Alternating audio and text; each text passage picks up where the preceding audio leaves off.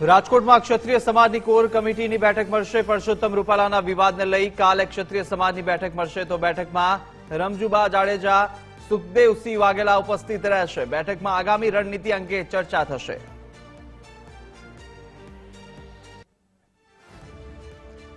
PT જાડેજાનો audio message viral. Patidar અને ક્ષત્રિય સમાજને અપીલ કરી। કેટલાક લોકો બે સમાજને આમને સામને કરવાનો કરે છે પ્રયાસ। ક્ષત્રિય સમાજ માત્ર રૂપાલાનો વિરોધ કરે છે, બે સમાજને આમને સામને કરવાનું ષડયંત્ર છે। બંને સમાજને ગેરમાર્ગે ન દોરાવવાની અપીલ કરી છે।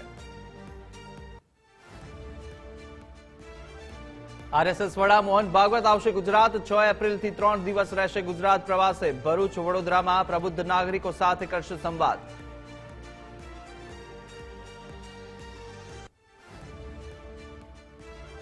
સુરતમાં નકલી માર્કશીટ ડિગ્રી મામલે પોલીસે મુખ્ય સૂત્રધારની કરી ધરપકડ, કે જ્યાં બિહારના કટિહારથી પોલીસે ધરપકડ કરી। અત્યાર સુધીમાં 80 જેટલી ડિગ્રી માર્કશીટ બનાવી છે।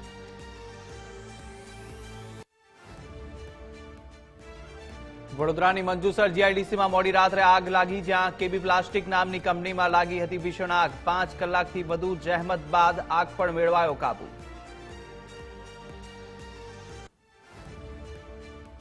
ગુજરાતમાં વધશે ગરમીનું પ્રમાણ। આગામી સમયમાં તાપમાનમાં વધારાની આગાહી। 3 દિવસ બાદ 1 થી 2 ડિગ્રી વધશે તાપમાન, તો તાપમાન 40 ડિગ્રી સુધી જવાની શક્યતા।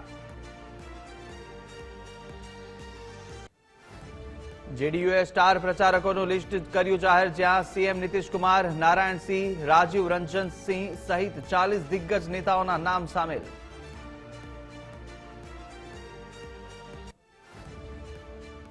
તો રાજસ્થાનની તમામ 25 બેઠક જીતીશુંનો કેન્દ્રીય મંત્રી અર્જુન મેઘવાલનો દાવો। કહ્યું, દેશની સરહદો સુરક્ષિત છે, એકજૂટ થઈને અમારી પાર્ટી સકારાત્મક રાજનીતિ કરે છે।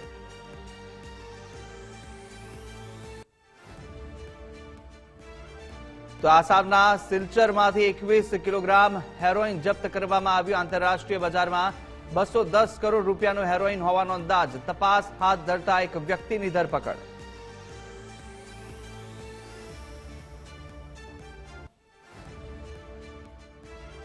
તો જમ્મુ કાશ્મીરના ઉરીમાં ઘૂસણખોરીના પ્રયાસને નિષ્ફળ બનાવવામાં આવ્યો, જ્યાં સુરક્ષા દળોએ એક આતંકીને કર્યો ઠાર। સર્ચ ઓપરેશન યથાવત।